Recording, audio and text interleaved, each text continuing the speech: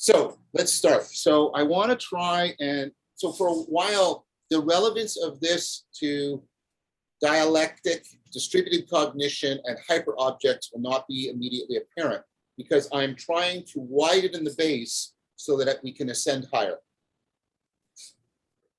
To me, it seems self-evident. Let's connect the dots. Okay. So one, I want to propose to you that there's an important move we have to make where we take the combinatorial explosive reality of anything and we translate it into a, let's call it a melody of multiple perspectives, multiple aspects. So what I start to do, so Husserl does this. Here's an aspect, here's an aspect, here's an aspect, here's an aspect, but not just perceptual. It can be a phone, it can be, right? It can be an example of a rectangle. All the relevance realization machinery, right? But what, and then there's an inexhaustibleness in that, and that inexhaustibleness is its moreness, right? But what Husserl emphasizes is that nevertheless, they are not chaotically related to each other. There is a through line. Now, the through line isn't that each aspect is identical, right? It's not a logical identity, but somehow they belong together. And Husserl, I think, deliberately calls this the idos, alluding to Plato's sense of the idos of the thing. Now, if you read Schindler, this is clear, and this is work I'm doing with Ben Sheffy. This is clearly what's coming out, right, of what Plato meant by an idos. So here's the idea: we have an abstract truth of combinatorial explosion. We translate it into phenomenological aspectuality, and then we move and we extend that even imaginally. That's what Plato's doing in the Republic when he's reflecting on justice. We extend that multi-aspectuality as much as we can imaginally, and then we realize what is trans-aspectual, what is running through that, and that's the essence. But it's not a logical essence. It's not a logical essence because these things are not logically identical to each other. And we also, to the degree to which we begin to conform to the trans-aspectuality, we ourselves are disclosing our transformative identity. And those are being bound together. Nice. How's that so far as an argument? Yep. I mean, just to kind of like say it in a very different way, I'm going to try not to just like straight up crib Forrest's stuff. But basically the move that I'm hearing is we notice that in the omniscient mode, right, there's a certain characteristic, which is this combinatorial explosion. Right. Yeah? And that when we address the experience, the lived phenomena, by means of the faculties of the omniscient, there's a particular challenge. Right? There's things that can be done, things that can't be done. Right? When you unbound, when you try to undomain, when you try to not domain, when you're domaining, you have a finite. You don't have a combinatorial explosion. You have some boundary that allows you to make it finite, which makes it renderable, accessible to the faculties of the omniscient, which I believe we're going to end up calling calculative and communicative. All right. So then, by the way, the omniscient now at this point is a little bit at a loss. Whoa, what do I do now? But then there's this other set of faculties. Right? There's the transcendent. The transcendent has its own faculties. Right? That's a key insight. Whoa, we're part of it. The transcendent is part of us. We are also transcendent. We have this other aspect of self that participates in this mode. In the transcendent mode, we are in relationship with the transcendent mode, which in this case also represents the idos, is the thing we will call the beingness of in the transcendent mode. And we have a faculty, which I imagine we'll begin communicating about it as the contemplative, maybe, or something like that, or probably a set of faculties that are the ones that are appropriate for navigating and orienting and participating in that mode. Good. Yes. You clearly brought what right, I'm doing. So that's great. That's very exciting, because what you're doing is big, like you just threw something really big in the air. Yeah. And I somehow managed to catch it in a way that caused you to be happy. So that's good news. Okay, so we get that, and so we get this idea in the Platonic sense, not in the Lockean sense of a thought. We get this conformity to an idos in a transformative trajectory through its trans-aspectuality. And then we get a sense of a unity that is not simply some kind of spatial shape unity. It does not exclude that, but it is not reducible to that. Sure enough. Right? And so what that then, and also we get a sense of the kind of non-spatial unity that the self has in conformity to that non-spatial unity of the idos. Is that okay? Right? Yep. That's how we start to get a sense of ourselves as ontologically extended and not merely spatially and temporally extended. Is that still tracking? Good. Totally. Okay, I just want to, so now the idea here is that you can think of the expansion of the field of aspects as the moreness, and you can think of the through line as the suchness. Because what that ultimately represents is the being for itself of any object, how it is ultimately integrated for itself. It's like Spinoza's conatus that runs through it. And this is the ground of two things, according to Schindler, following Plato. This is the ground of its intelligibility. If you didn't have both of those, it wouldn't be an inexhaustible fount of intelligibility. But as you just said, when you the mode of being, like, so when I do this, I am not trying to find any use in the thing. Because any use is to aspectualize it, to Eidetic. Instead, I'm vowing it, and now you can see how this is moving towards the dialogue, right?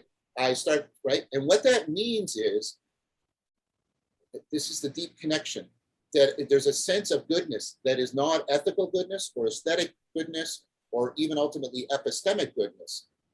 Here's the idea that goodness is, right, ultimately grounded in the intelligible realness of anything. And what that means is, Plato uses this phrase, itself for itself, to try and point at this, that this is ultimately what Nishitani talks about, the real self-realization of reality. It's it's not centered in us. We get a reversal. We realize our centeredness in it, but it's not in it. It's centeredness in thou. And that gives it an so here's a way of thinking about it. When we experience the conformity of self to idos, we get at the, like, and you get this in deep meditative states. You get the sense of life for the sake of life, emotion for the sake of emotion, awareness for the sake of awareness, participation in being. That's the for itselfness. But then when you're in this conformity, you realize that for itselfness within you is not centered within you, but centered within reality. I mean, I'm sounding grandiose, and that's why I'm talking to you, because you're going to rein me in. But do you see, there's no, in fact, there's, first of all, 2 points. To the face of reason, there's no fundamental difference from my for itselfness and reality's for itselfness. So I can't privilege mine over realities. And secondly, I ultimately realize that my for itselfness is ultimately dependent on and grounded in the for itselfness of reality. So whatever goodness my existence has for me, I have to attribute even more intrinsic goodness to reality. Yes. Okay. So the thing that echoes for me most cleanly here is Nietzsche. Yes. Right. And specifically, what's happening here is the remembering or the return to this ground. Yes. Yes. Nietzsche's point is, we found ourselves, got lost. Yes. And we Yes. started here. We already started here. We're born here, right? This is not confusing to a baby. For a 1-year-old, this is a very obvious point. Yeah. But in our history, we got lost. Right? We ended up looking at this notion of value, of rightness, as you say, of goodness, as having a. It's funny. I literally am seeing it as going from a point, like a one-dimensional point, to a line. Yes. It has a dimensionality to it. It has an aspectivity to it. It has a relativity. And of course, that relativity in this case may be precisely me, right? Yeah. So what happens is I move from being connected to the whole to being separate from the whole. Yes. And now reality is meaningful in relationship to me, to my needs. Yes. And, Nietzsche's point then is something like, we then go through a process, the West went through a process where we begin to kind of investigate, and we come to a conclusion that I can't ground value. So then I end up being a nihilist. Yes. And his critique of nihilism. I have to find the exact section in Zarathustra where he talks about it. That's exactly right. But then he also has what I thought you're going to go with, and maybe you were, is, but he says, but you have to get back to the place where you do the great affirmation. Right. And then you get to the yea-saying spirit, but the yea-saying spirit is really a remembering of the fact that this whole journey was a journey that we took. It's not a journey that reality took. Reality is still sitting here going, yes. Reality is just a pure yesness. It's like, we don't have to justify reality. We don't have to protect or defend or upgrade or anything else. There's a basic yesness that is more primordial than. It's the fundamental yesness is the thing that Nietzsche's pointing to. So that, it's the postmodernist kind of scream. The answer to the postmodernist scream is like, relax. You literally just take a deep breath. You're connected to the whole. And by virtue of feeling that connectedness to the whole, as you said it just right, like the language is beautiful. Like I feel my selfness. And then I feel that my selfness has a goodness that is basic, fundamental, in need of nothing, right? What is that called? Unconditional love is primordial. You don't grant unconditional love. Unconditional love is. And then, of course, you end up with Forrest's whole formulation. Is. Yes. You don't really say a whole lot more than that. As you begin to say more than that, you can do it, but now you have to be very careful. You're doing poetry. You have to be very careful. Say, okay, every word I say from this point forward is going to begin the process of separating is into a field of not is. That's what I'm doing. So, and the content of is includes as an what's the phrase? A characteristic, an intrinsic. The content of is includes as an intrinsic, yes, affirmation, good. It is good. He looked upon the world and it was good. Yeah, like God at the beginning. Yeah. And I like the move you made there, because you actually moved outside of Nietzsche to Spinoza. Because where Nietzsche's yes is ultimately grounded in a will to power. Right. But Spinoza sees the conatus ultimately as grounded in the intellectual love of God. Yeah. And Spinoza makes it clear, the wise man never endeavors to get God to love him in return, because if he's doing that, he's lost this fundamental affirmation of the goodness of God. Yeah. Right. Good. Okay. Yeah, it's more, the answer is more like just acceptance. You have to accept, you have to allow, you have to be willing to receive that which is always already present. So the Neoplatonists talk about a profound kind of receptivity, which is a dynamical kind of receptivity. The same thing that's happening in Nishitani. I just had an excellent conversation, released it on my channel, with Daniel Zaruba, comparing the Neoplatonic tradition to Nishitani and the relationship between dialectic and Zen, and how the two of them can actually. So, I'm getting a lot published, by the way, right now too, which is really, really exciting. So it seems like that's a good measure. Okay, so I think we're really resonating with this. We're really resonating with each other. And so I talked about this before. I mean, one of the things that I'm taking away from Morton, and he says, but he doesn't foreground, what we've just done is, in a sense, show how every object is actually a hyper object. Mm-hmm. Right? So, Yeah. right? And so the more prompt, because they're spatially, temporally hyper object, we tend to privilege them, but that's because we're privileging a spatial temporal sense of unity and idos, which is ultimately not the ultimate sense of the unity and the idos. Yeah. Yeah, that's I can feel the next few moves. Okay, so the idea here is what we want to do is we want a way of enhancing. So I want to use the term eduction. Sperling and other people used it. So eduction is to draw out, and it's related to education. It's related to deduction and abduction, right? And induction, but it's more basic. It is the realizing of pattern of order. That's eduction. And so we're doing what we're talking about here is an eidetic eduction. So the question can now be asked: how can we enhance eidetic eduction? Because what it is it's the affordance of the realization of the goodness of being, such that we fall in love with it, as we've been discussing about here, which is the ultimate kind of wisdom. And so now the idea is, well, the best way to do that, and we talked about this last time in Morton and the work that Dan Chappie and I are doing, the most appropriate cognitive machinery for a hyper object is distributed cognition. Yep.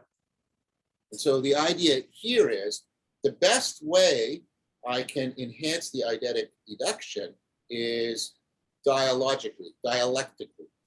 But it has to be dialectic into dialogos. What I have to do is I have to extend, right, the multi-aspectuality, but I also have to constantly be seeking, in a Socratic fashion, the trans-aspectuality, so what is courage? And we do all the multi-aspects, but none of them are sufficient, but we try and you and I talked about that kind of faith. We try to get the continuity of contact of the trajectory through the trans-aspectuality that points to the hyper object idos, the essence. And we're doing it imaginally, and we're doing it with each other.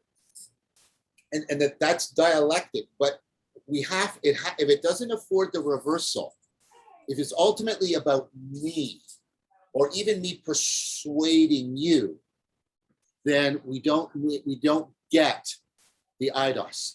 The dialectic is something we can commit ourselves to, but right, if we don't catch the for itselfness of reality, we haven't actually practiced dialogos. Yep. Yeah. And I think you said it very nicely. The way I was hearing it, or the piece of what you were saying that came to the foreground for me, was precisely, an echo of somebody else, which was, if it's for me or me persuading you, which we might think of as an egoic base. If we're coming from an egoic place, or an egoic base, then we do not have the idos. Yes.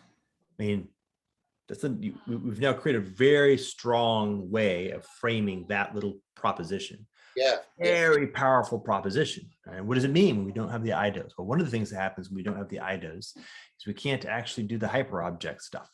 Yes, exactly. Which means, and you see the move, so we do this for its own sake, because it is fundamental to our humanness.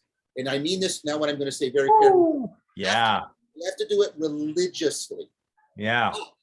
And so we cannot be doing it for the following reason. Woo. We have to do it religiously, but it enables us to afford the kind of cognition that is necessary for getting into right relationship with hyper objects. Yes, which is how the whole notion of how to use sacred the sacred. That's the same. Now we're really closing a lot of loops. Yes. So there's a proper, if I kind of almost like to a Japanese sensibility, it's Musashi. Funny. So Musashi, Miyamoto Musashi, like the father, one of the fathers of Bushido. Ah, samurai, right. And part of the teaching is, don't fear death. Right? The only proper way to actually be a samurai in a duel is to reach a state of radically not fearing death, like not recklessness or courage or any of those things like that, but being so at one with life itself that the notion of your death is actually not even something that you can comprehend. Like it's not even a thing that can have traction. And by the way, as it turns out, if you do not fear death, then you cannot be defeated. Right. So now, if you seek to not be defeated, you'll be defeated. You'll be defeated. Right. So it's perfect. It's always through that. That's like always the thing where, in many ways, obviously Bushido and Zen, mate. But that's it. Right. The point is, there's a proper in Hawaiian Pono, right? A proper mode of relationship. Yes. It's proper. Why do you do it? Because it's Pono. What do you mean? There's no more. I can't go any deeper than that. Like I can't. Yes. The second I say anything other than that, I'm actually getting further away from the thing. Okay, you are youing you. You well. Become you. Right. Be R. Right. R yourself. R into this. Why am I doing it? Because that's what you are. Yes. And you're R'ing yourself well. So now you're here. Yeah. Nice. Okay. Now, what is you? Bring your isness. Bring your isness to this moment. This moment is calling your isness fully forth. Bring your isness fully forth. I'll bring my isness fully forth, and we shall become. We shall is together in relationship with isness, and isness in proper. Right? If we are properly in isness, then bizarrely enough, now the idos is available. Okay? So you could, if you want to, you could run the loop this way and say, like, if you want to unlock the lock, you're going to need a key. But the point of the key is you don't come through that door. That door is not the door to come through. Yes, it's beautiful, right? Yeah. Enlightenment is not found by seeking, but it is never found by anyone who does not seek. Yeah. It's that's the paradox, and the paradox is beautiful, right? The paradox is absolutely beautiful, and you're there. Okay, you're there. And of course, that's the third turn, right? So just to do the forest thing, you go through the omniscient to the transcendent, and then you land in the immanent, right? You land in the relevance realization, the actual embodiment. Now you're living it. You're actually in life, living life in relationship with life, coming from and grounded in being. So now you have the ability to be, in relationship, and yourself now has a proper expression, right? So that meaning crisis, done. No meaning crisis. Meaningfulness itself, which is an intrinsic. Right? You don't need to make or impose or create or do. It's an intrinsic. You just have to connect with, become proper, become Pono, become aligned, become self, right? All these things are all just like different ways of saying the same basic notion. Then you have idos, which now means that the capacity to make good choices, to make effective choices, is available. It's grounded. You actually have the ability to discern yes from no. Yes. You can make, and that's very powerful. I think we also just finished McIntyre's Beyond Virtue, or After Virtue. After Virtue, yeah. And the after virtue problem is very simple. If you're ungrounded from being, then you're playing out an entropic collapse of a formalism that was grounded in being, and it will end. And when it ends, you'll have chaos. You will not be able to distinguish up from down, left from right, good from bad. Okay, that's fine. That happens. Being is here. You are part of it. Just find it. That's excellent. Okay, so here's a follow-up proposal. I'm gonna first of all talk about three kinds of reasons. There's calculative reason, which is predominant. And calculative reason, it's an I-it relationship, and what I'm doing is I'm identifying the object as its aspect of use to me. Right?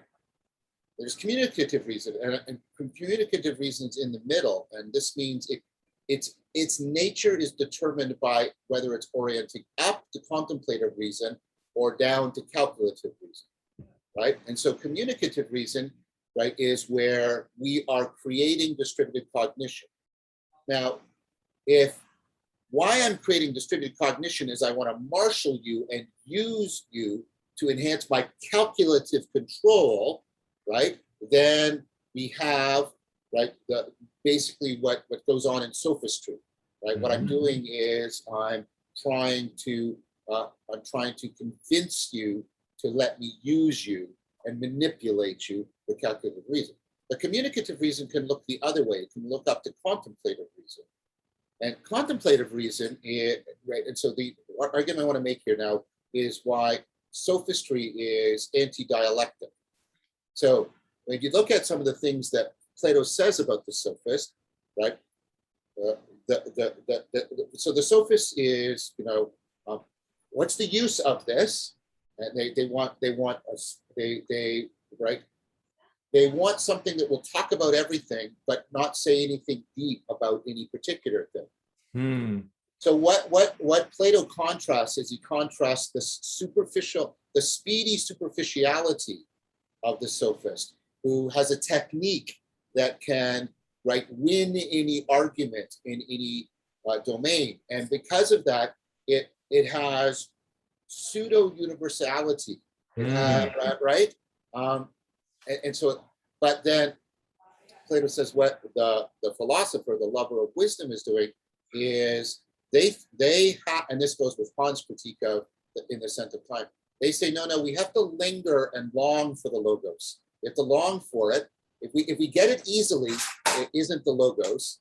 If we're in a rush and stressed and we've got to get to the bottom line, and then we can't hear the voice of reason, we're not available to logos. So the point about the sophist is actually, right, trying to get a superficiality that simultaneously masks the moreness with pseudo universality and masks the suchness with how useful and practical it is. Does that make sense as an argument? Very much so. Absolutely. It cuts. Many, many different things get implicated in there, right? Yeah. Funny, even like we have now a language, artificial intelligence. Yeah. But we can actually notice that sophistry is artificial intelligence. Yes. The version of AI that we're dealing with now just happens to be a advanced and more machinic version of that same mode. Yeah, very much.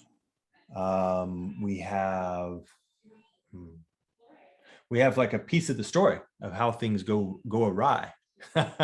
Yes. How it is that we end up locking ourselves into self-extinguishing short-term trade-offs, and how we end up making truly, in some sense, obviously terrible choices. We got all kinds of cool stuff that's implicated. We even have like things going on inside the brain, like orienting towards certain neurological cognitive functions as opposed to others or the whole. Right? There's a whole bunch of really interesting ways you can take this story, but the story is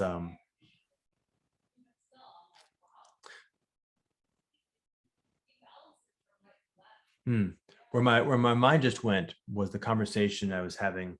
I don't think I actually had the conversation with Tyson Yunkaporta. I think I had it with my mental model of Tyson Yunkaporta. But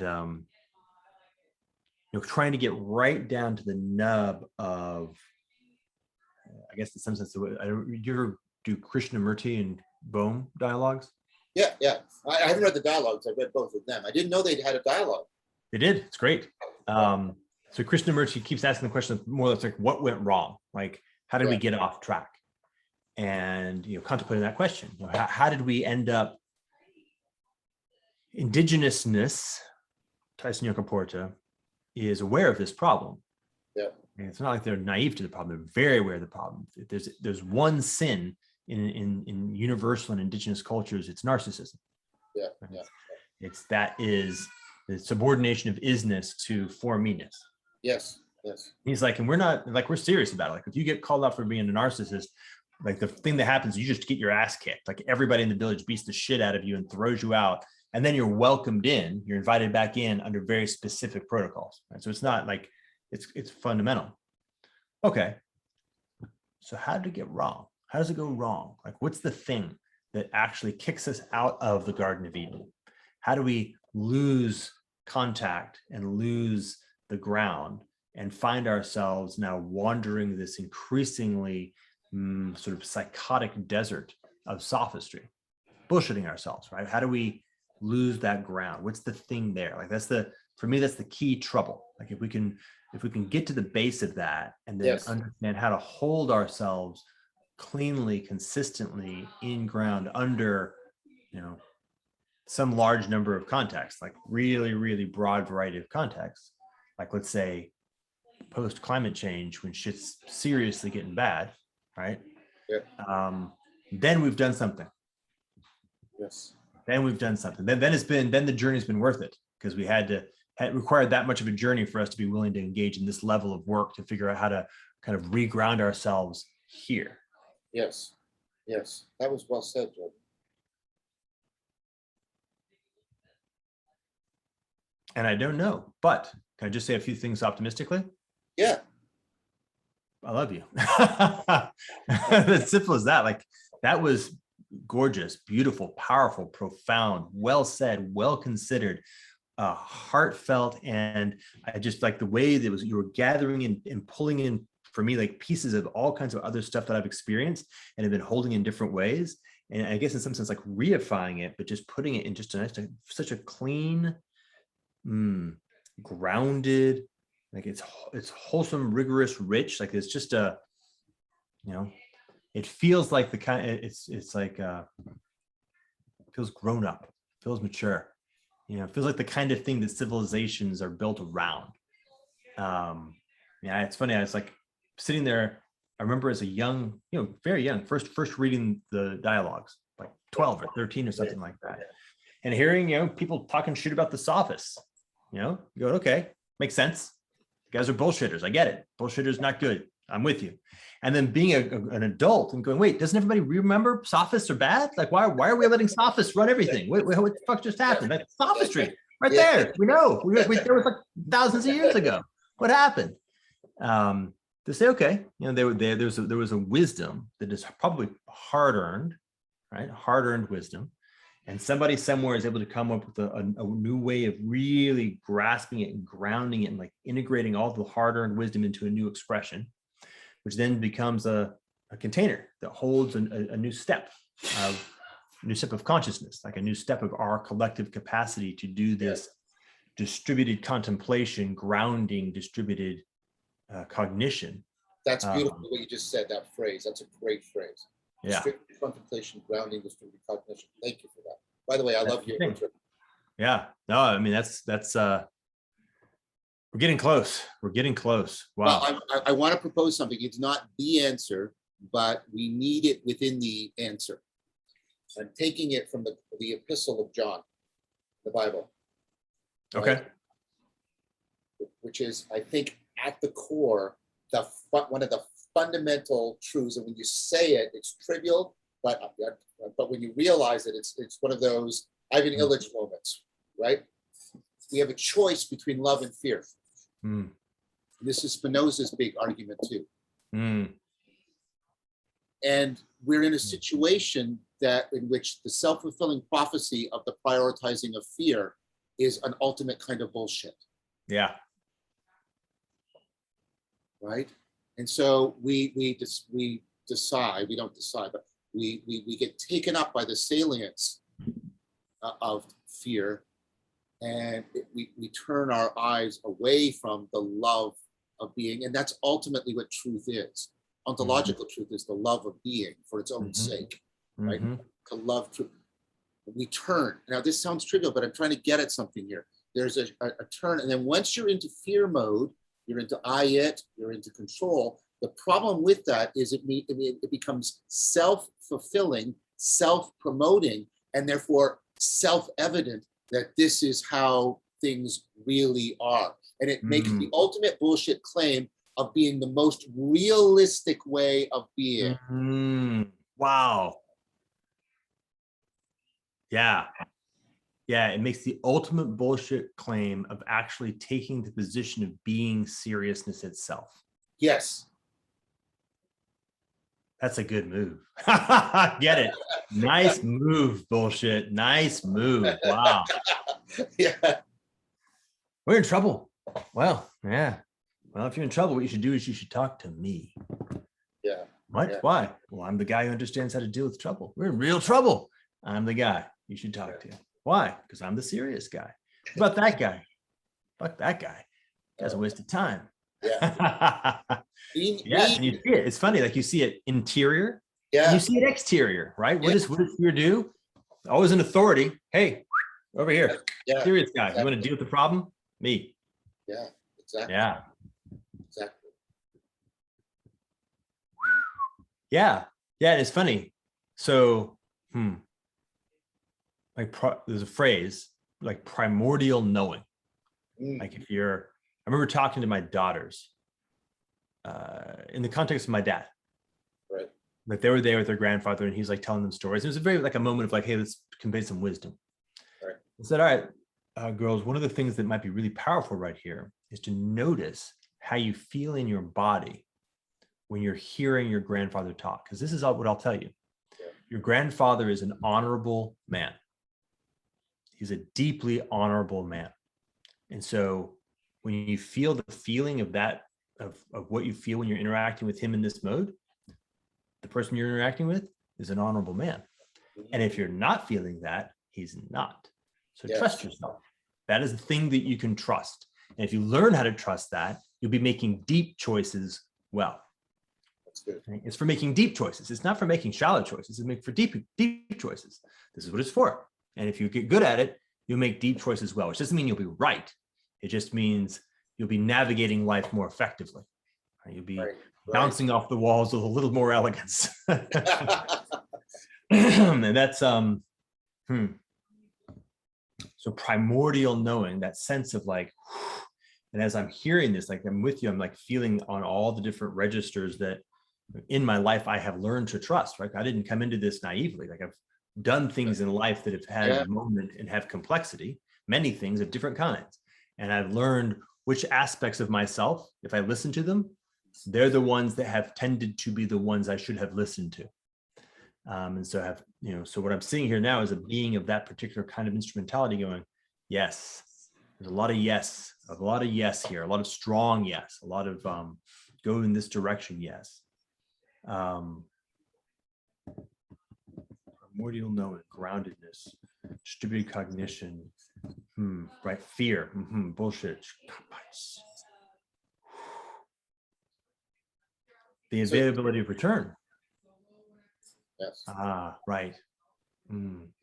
So John in the epistle says, only fear casts us, I'm using Shakespearean language. Only fear drives away, only love drives away fear. I'm pretty sure John spoke in Shakespearean language. Yeah. Well, I was brought up with the King James, so when I'm speaking rapidly, I fall into it. I'm reading my way through David Bentley Hart's new translation of the New Testament. Nice. So, I mean, I'm doing Lectio Divina on it, which is really helping. But this idea, and Tillich talks about that in Spinoza, when he's talking about Spinoza's response, that he said Spinoza got the idea that the only thing that will overcome the way we're driven by fear is a fundamental love. And the only kind of love that is not beholding to fear is a love that does not require it is returned. Yeah. And like I say, you get to these things, and I can hear some Christians sort of like, well, of course we knew this all along. But my point is, but if you do, or if you did, why are we in this place? Right? There's something that has gone fundamentally wrong, such that these truths, that this wonderful, beautiful cathedral of ideas and practices you built up, they are blocking the sun of these truths rather than affording them egress. So there's something going on there. Yeah, sure enough, and you can feel it. Like if you just run the history back. Yeah. Pick any point in time in history of the West.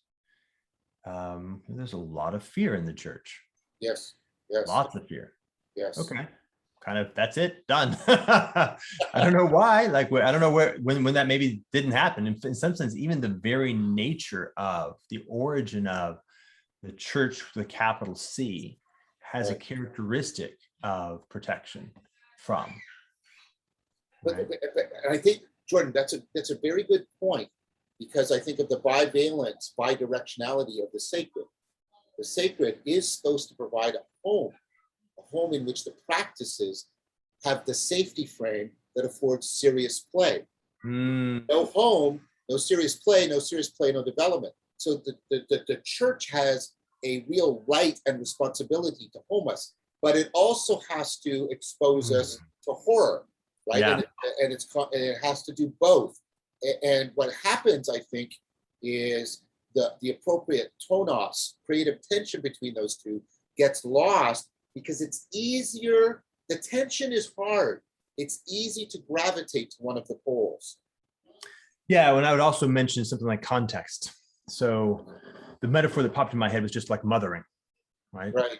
Parenting. Right. We're talking about parenting as well, right? Yeah. Proper parenting has to create home. It has to create a context where the child has the safety to be grounded and also to grow, right? Yes. Yeah. And what ends up happening is that you can default into either the neurotic mothering or the permissive, not non. Yeah.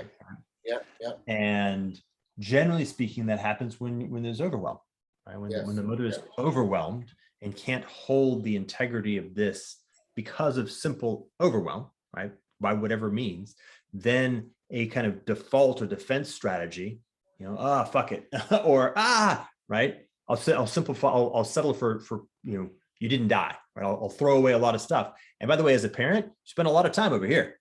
A lot of time over here. You don't get to spend a whole lot of time here because parenting is overwhelming. And let's just kind of add, agricultural civilization was very overwhelming for hominids.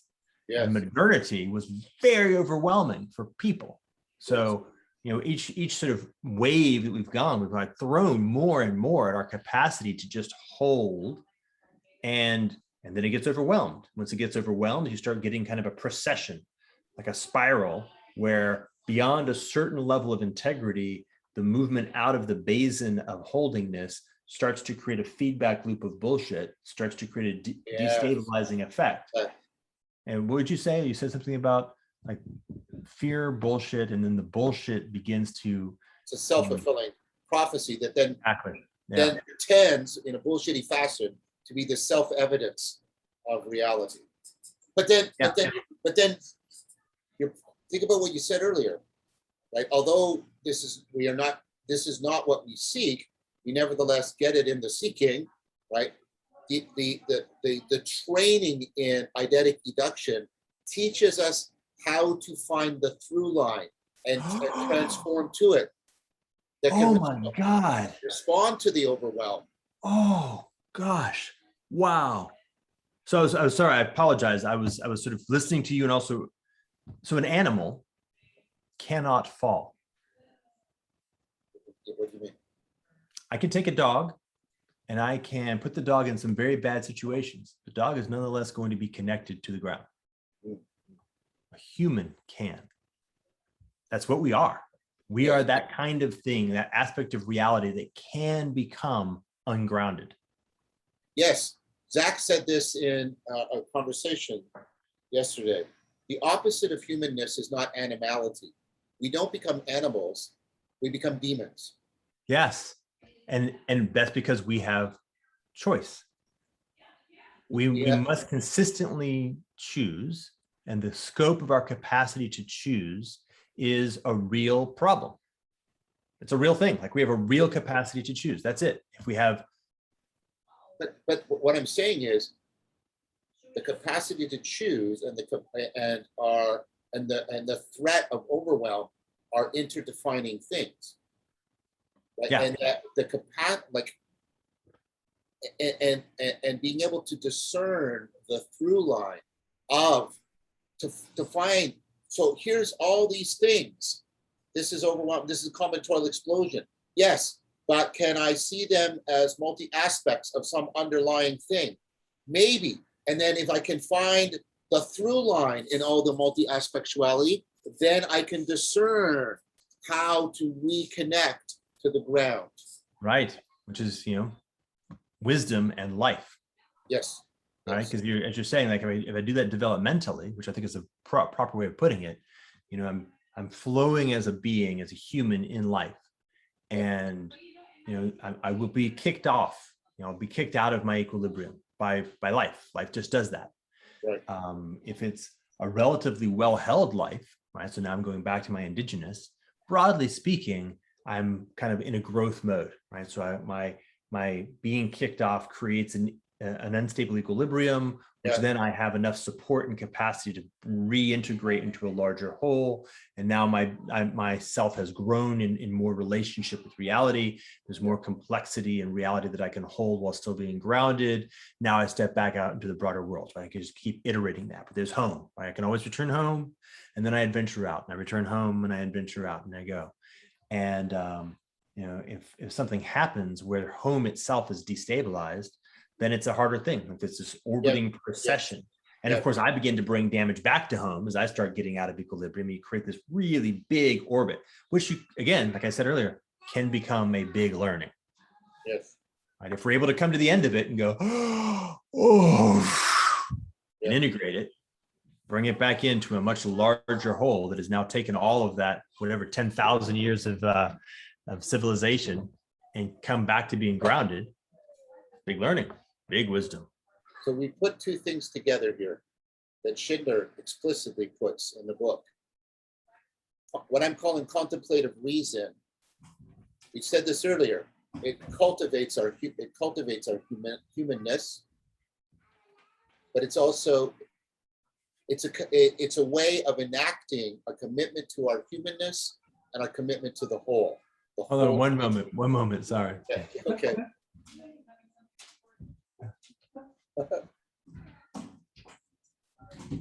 I'm inspired, you guys.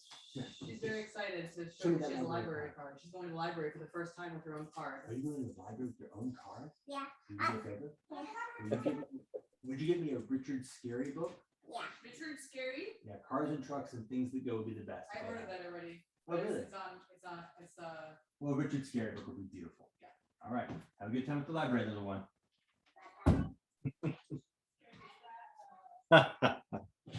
My little one, my almost 3-year-old, has a library card. Oh, and she'll be going to the library under her own name for the very first time. She wanted to share that with me in a big way. Well, that should have priority. Absolutely. That's what I felt. I felt, I looked at her, I noticed that there was something not just like banging on the window. Yeah. There was like a desire to communicate. It's like, okay, let's go meet that. So you just exemplified what I was just talking about contemplative reason as an enactment of our commitment to, because we said earlier, the point about contemplative reason is to cultivate our humanness, but it also enacts our commitment to a greater whole, to the whole. Yeah, and you just did it. You just did it, right? So it doesn't necessarily have to be some deep, meditative state. It can be just that state where you're doing exactly that. Well, yeah, and it's like a little bit of navel gazing here might be useful. So the context is that we have a relationship that allowed that to be part of the story. Yeah, right? And that's what I mean. I was able to perceive the possibility of that, and then contemplate that possibility was the rightness without being foreclosed by the conversation saying, no, like I own this attention. It was like, no, this conversation is about, this conversation is actually invoking me into a higher intentionality, I suppose. Yeah, that's exactly it. And that was actually fortuitous, because that's what I mean about communicative reason being in the service of contemplative reason, rather than calculate. So you could have, your daughter's communicating with you and it's like, don't interrupt me. And then you go into, how can I get her out of my hair as quickly as possible? Yep. You could have done that, but you didn't. You instead went, okay, this communicative reason binds me into a relationship, but that relationship itself is ultimately homed in a comprehensive set of commitments. I mean, it's You're writing this down, right? You're recording it. Good. Yeah. Look, I say, like, in some sense, it's very simple. It's very simple. In other sense, I can barely even hold it all. It's Wittgenstein's fly in the bottle, right? Yeah. Right? And you have to do all of this, right? Right? Some people interpret him as that we've just bedazzled ourselves or bewitched ourselves with language. But there's a newer reading of Wittgenstein coming on board, which says, no, you have to always remember the proper place of the mystical within Wittgenstein's.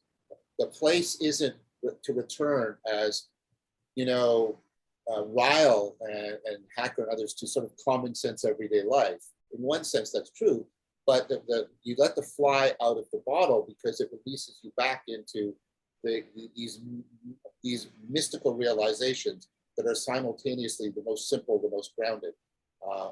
And so I'm trying to get to a place where I can properly appreciate that. Yeah. Because it's very, very hard. I find it very, very hard in some ways. Well, I noticed in myself that there's a almost like just like a feeling of connectedness. There's a feeling of connectedness that grounds the simplicity, so that the simplicity has it doesn't need to be any more than it is. Right, because if we are looking, because it's already the home nexus of the moreness and the suchness. So trying to do anything with it is to again place it in service of something other than itself, which is to misapprehend it in a profound way. So then you enter the interesting question of communication.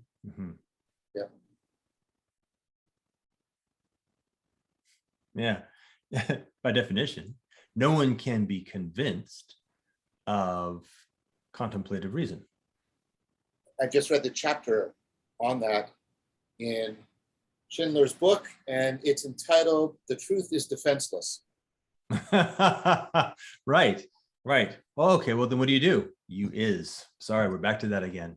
Well, you is, but there is a way of ising that is itself important to cultivate. And Schindler's argument is ultimately that Socrates is exemplifying that in a way, and so the dramatic, where we take the dramatic to be the exemplification of something for people in an attempt to disclose its intelligibility to them, Socrates dramatizes contemplative reason. And Plato says, because Plato consistently presents Socrates not being able to convince other people. Yeah. But Plato says in the seventh letter, right? What will that do, right? What happens is you see people wanting to spend more time. They want to linger with Socrates because they've caught his longing for the logos. And eventually, Plato says, something catches because of the exemplification. You can't actually convince somebody of it. And to my mind, and Schindler does it very gently, but nevertheless firmly, this is a profound critique of what has happened to professional philosophy. Professional philosophy has fallen away from this kind of commitment in a profound manner. Very much so. That's in many ways I was a philosophy undergrad. Yeah. It was self-evident to me after just a little bit of contemplation that pursuit of that as a profession was in violation of the reason I was attracted to it in the first place. Yes. It seems like what ends up happening is something like your friendships are better. Your relationship with your spouse, your children, your parenting, yourself. You take better care of yourself. You take better care of your world, right? You make the bed. You clean up the trash. You begin to learn how to grow plants, and things are more beautiful. And so different modes of perception are the ones that begin to light up. People don't really know, like linger. Why am I lingering? Hold on, let me think. Well, there's something just very beautiful or heartful or wholesome, or there's something, not sure what it is, but if you aren't obsessing, if you have not capitulated to this way, then all the other aspects of yourself are kind of like, maybe a little bit more of that, kind of pointing in that direction. Yes. And then you'll lean, and I think what ends up happening, certainly was my life experience, is you begin to trust those pointers, which means you also get better at listening to them, and they get more clear and stronger, and the context that you're in becomes more wholesome, which becomes more supportive. And you get yourself what we've talked about. What was it? It was a positive feedback loop in the upward direction. Yeah, anagoga, reciprocal opening. Yeah, and then there's moments of kairos. Sometimes Socrates is given hemlock, or given an opportunity, an invitation to take hemlock, and you get a disruption. That's the ultimate dramatization, because I cannot convince you the unexamined life is not worth living. But I can dramatize it for you. And here's an analogy, maybe it's helpful. Unless you catch the taste of my enthusiasm, I cannot convince you to travel to a country you've never been to before. Yeah. In fact, if you've never traveled, I remember reading in high school this really, and I can't find it.